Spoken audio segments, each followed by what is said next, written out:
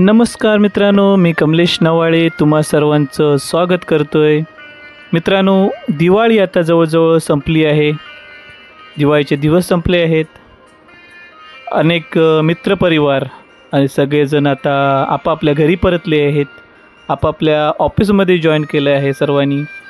तर मित्रांनो, ह्या दिवाळीच्या धावपळीत काही गोष्टी शेअर करता आल्या नाहीत, पण मित्रांनो, आपलं जीवन म्हटले की काही आठवणी असतात, ज्या आठवणी आपण मनाच्या कप्प्यात अगदी साठवून ठेवलेल्या असतात। अशा काही आठवणी असतात ज्या शेअर केल्याने त्या आठवणींची मजा काही औरच असते, त्या आठवणी अगदी लज्जतदार वाटतात। तर अशाच काही आठवणी आहेत तुमच्यासमोर या व्हिडिओच्या माध्यमातून सादर करतोय। मित्रांनो, लहानपण म्हटलं की अगदी आपल्या मनात दाटून येतात त्या अनेक आठवणी, या चांगल्या आठवणी अगदी आपण आयुष्यभर साठवून ठेवत असतो। अशाच काही आठवणी, लहानपणच्या आठवणी, दिवाळीच्या आठवणी खास तुमच्यासाठी पेशकश करत आहोत। मित्रांनो, त्यावेळेला दसरा झाला की मुलांना वेध लागायचे ते सहामाही परीक्षेचे, मग पुन्हा अभ्यासाची तयारी सुरू व्हायची। मुलं अगदी अभ्यासात गढून जायची, एकत्र येऊन अभ्यास करण्याचा प्रयत्न सुरू व्हायचा। आता गावाला कडाक्याची थंडी सुरू झालेली असायची। अगदी संध्याकाळी 7 नंतर कडाक्याची थंडी पडायला सुरुवात व्हायची। मुलं स्वेटर घालून अगदी चादरीमध्ये किंवा आईच्या लुगड्यात स्वतःला गुंडाळून अभ्यास करायची।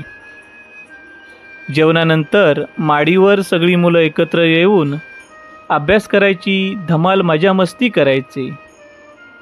अशा प्रकारे हसत खेळत अभ्यास चालायचा। सकाळी लवकर अगदी 3 वाजता उठूनही अभ्यास करायचो। अभ्यासाची आवड असणारी अभ्यास करायची आणि आवड नसणारी मुलं झोपा काढायची। परीक्षा सुरू झाली की मग अगदी सर्व मुलं अभ्यासात गढून जायची। रोज एक पेपर असायचा, सकाळी 11 ते 2 वाजेपर्यंत पेपर असायचा। पेपर चालू असताना कॉपी बहाद्दर वेगवेगळ्या शक्कल लढवायचे, पण गुरुजीही अगदी कसलेले असायचे, अगदी बरोबर कॉपी शोधून काढायत असत। अगदी पेपर सुरू झाले की पटापट दिवस जात आणि परीक्षा संपायची। मग सुरू व्हायची ती सुवर्ण काळातील मजा मस्ती, अगदी सुंदर अशी मजा मस्ती। मित्रांनो, एकदा पेपर झाले, सहामाही परीक्षा आटोपली की सुरू व्हायची ती दिवाळीची सुट्टी। मग पालक म्हणायची ही पोरं सुटारू झालायची। सुटारू म्हणजे जी गुरं अगदी गावभर हिंडत बसायची त्यांना सुटारू गुरं, आणि याच गुरांची उपमा पालक मुलांना द्यायची। शेतीच्या बांधावर लावलेली तुरी आता तयार झालेल्या असायच्या। तुरीच्या शेंगा घरचे मोठे लोक आणायचे, मग त्या शिजवून एकत्रित बसून खाण्याची मजा काही औरच असायची। कडाक्याची थंडी आणि गरमागरम तुरीच्या शेंगा खाण्याची मजा काही औरच असायची। दिवाळीची सुट्टी सुरू झाली की क्रिकेटसाठी मैदाने बनवण्याची खटाटोप सुरू व्हायची। वाडीच्या सड्यावर जी शेतजमीन असायची त्यात मैदाने तयार केले जायचे। मैदान तयार झाले की मग सकाळी सकाळी लवकर खेळ सुरू व्हायचे, ते अगदी कडक उन्हे पडेपर्यंत। दुपारी 12च्या दरम्यानही हे खेळ चालत असत। कडक ऊन पडलं की मुलं घरी यायचे। घरी आल्यानंतर जेवण आटपून सुट्टीचा अभ्यास करायचे आणि थोडी विश्रांती घ्यायची। संध्याकाळी परत क्रिकेट खेळायचे। असे अगदी नित्यनेमाने चालत असेत। क्रिकेटसाठीही तेव्हा चांगली बॅट असायची असं नाही, एखाद्या लाकडाची फळी किंवा माडाच्या झावळ्यापासून बॅट तयार केली जायची. मित्रांनो, त्याचवेळी भात कापणी कशी चालायची याची काही फोटो तुम्हाला शेअर करतो आहे. आपण या व्हिडिओमध्ये पाहतो आहे की पिवळं सोनं याच काळात आपल्या घरी यायचं. त्यामुळे शेतकरी वर्ग अगदी सुखावून गेलेला असायचा. आमचे पालक वर्ग अगदी सुखावून गेलेले असायचे. त्याची काही क्षणचित्र तुम्हाला दाखवत आहोत. त्या काळात बैलांची झुंजही लावायचे, जे वाह्यात म्हणजे अगदी खट्याळ बैल असायचे. त्यांचा एकमेकावरचा राग बाजूला सारण्यासाठी, एकमेकांचा राग काढून टाकण्यासाठी बैलांची झुंजही लावली जायची, जेणेकरून एकमेकावरील राग कमी करून पुन्हा ते व्यवस्थित राहतील, आनंदाने नांदतील. पालक वर्ग तेव्हा मस्ती केली तर अगदी थट्टेने किंवा गमतीने म्हणायची, या बैलाप्रमाणे तुमची ही झुंज लावली पाहिजेत, जेणेकरून आपापसातील जी भांडणं आहेत ती मिटून सगळे एकोप्याने राहतील. मित्रांनो, हा झाला मजेचा भाग. पडद्यावर तुम्ही बैल कसे झुंजतात ते पाहतच आहोत. आज माणसातही अशी झुंज लागली जातात. वेगवेगळ्या माध्यमातून, वेगवेगळ्या विषयावरून. हा झाला वेगळा भाग. पण मित्रांनो, खरंच ते मंतरलेले दिवस होते. त्या काळचे दिवस हे खूपच छान होते. क्रिकेट खेळणे, मजा मस्ती करणे, दिवाळीच्या सुट्टीत अगदी मजा मस्ती करणे. त्यानंतर सुरू व्हायचे ते दिवाळीसाठी कंदील करण्याची प्रक्रिया, कंदील तयार करण्यासाठी प्रक्रिया. एखादी बांबूची काठी तोडून ती चांगली घोळून त्यापासून कंदील बनवण्यासाठी काठ्या बनवल्या जायच्या.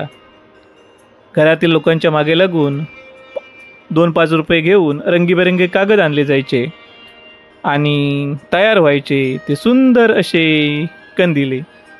मित्रांनो, या व्हिडिओमध्ये जी कंदिले दाखवली आहेत ती कंदिलं आमच्या वाडीतील होतकरू मुलगा प्रीतम नवाळे यांनी बनवलेली कंदिलं आहेत. तुम्ही बुरंबेवाडीच्या आसपास परिसरात असाल तर त्याच्याकडून नक्की कंदिले घ्या. कारण कोकण प्रांतात दिवाळी ही अगदी बार्शीपर्यंत म्हणजेच तुळशी विवाहापर्यंत चाललेली असते. मेन दिवाळी ही त्या प्रांतात तुळशी विवाहाला मानली जाते. अशी अगदी लहानपणापासून आम्हाला या दिवाळीबद्दल वाटत होतं. त्यावेळी आम्ही दिवाळी म्हणजे तुळशी विवाह असं आमचा एक समीकरण बनलेलं होतं. मित्रांनो, त्या काळी आमच्यातील काही मुलांचे आईवडील, काही मुलांचे वडील हे मुंबईला राहायचे. ती मुलं अगदी दिवाळीच्या सुट्टीत मुंबईला येत असत. मजा मस्ती करून गावाला जात असत. आपणही मुंबईला जावं, मजा मस्ती करावी आणि इतर मुलाप्रमाणे शुद्ध मराठी भाषा येऊन बोलावी असं वाटायचे. जी मुलं मुंबईवरून गावाला यायची ती मुलं अगदी शुद्ध मराठी बोलून दाखवायची आणि आम्हाला त्यांचं कुतूहल वाटायचं. तर अशा अनेक आठवणी आहेत. मित्रांनो, बालवयात अनेक मजा मस्ती या आठवणीच्या स्वरूपात आहेत. ही आठवणच आपल्याला जगण्यास बळ देत असतं. केलेली मजा मस्ती ही जगण्याचं बळ देत असतं. तर अशी ही दिवाळीच्या आठवणी आहेत. दिवाळीच्या आठवणी आपण साठवून ठेवलेल्या. बालवयात मुंबईला जाऊन मौज मजा करावी अशी आमची त्यावेळी खूप इच्छा होती आणि ती इच्छा काहीशी अपुरीच राहिली. आम्ही मुंबईला आलो ते अगदी तरुण वयात कॉलेज पूर्ण करण्यासाठी. मग गावात परके झालो ते आजपर्यंत. आता गावाची ओढ लागली आहे पण जाता येत नाही. म्हणूनच मुळात माझ्या चॅनलचं नाव ओढ कोकणातील मातीची असं ठेवलं आहे. पण खरंच मित्रांनो, या गावातील ओढीनं, गावात केलेल्या कष्टाने आज आम्हाला उभं राहण्याची उमेद दिली आहे, उभं राहण्यास मदत केली आहे. या गावच्या मातीनेच आम्हाला स्वप्न पाहायला शिकवली आहेत, स्वप्न पूर्ण करण्यासाठी कष्ट करण्यास शिकवले आहे. म्हणूनच आजही गावाला गेलो तर तेथील व्यतीत केलेले 4 दिवस जगण्यासाठी बळ देत असतात.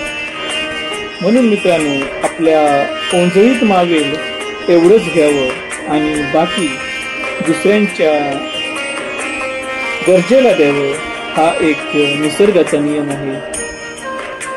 दिवाळीच्या सुट्टीत शेतीची कामे, बैलांची झुंज, अशा अनेक गोष्टी आपण या दिवाळीच्या सुट्टीत केलेल्या आहेत. मुंबईतून पाठवलेले फटाके सुकून ते चांगले वाजतील आणि तुलसी विवाहापर्यंत ते चांगले राहतील याकडे आम्ही त्यावेळी लक्ष देत होतो. मित्रांनो, तुलसी विवाहासाठी नैवेद्य म्हणून त्यावेळी घरी पोहे बनवले जायचे. ती पोहे बनवण्याची प्रक्रिया आम्ही त्यावेळी लहान असताना पाहिलेली आहे. ती पोहे बनवण्याची प्रक्रिया अतिशय सुंदर वाटायची. सुदामाचे पोहे जसे श्रीकृष्णाला सुंदर वाटले, अगदी आनंदाने खाल्ले, त्यावेळेला ते पोहे आम्हाला खूप अगदी सुंदर वाटायचे. अगदी मुठभर पोह्यासाठी आम्ही तासन तास ते रेंगाळत बसलेले असायचो. तर मित्रांनो, गावची मजा, लहान असताना गावाला केलेली मजा आपण पडद्यावर पाहतच आहात. बैलांच्या झुंजी असो, बैल कसे झुंजतात, बैलांची कशी झुंज लागलेली असते ते आपण पाहतच आहोत.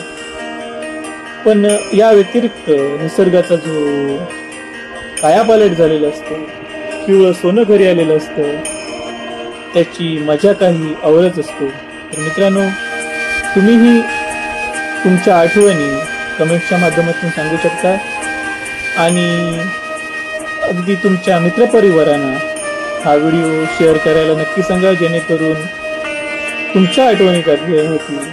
तुमच्या आठवणीतील दिवस तुमच्या आयुष्यातील सोनेरी दिवस जागे होतील. धन्यवाद.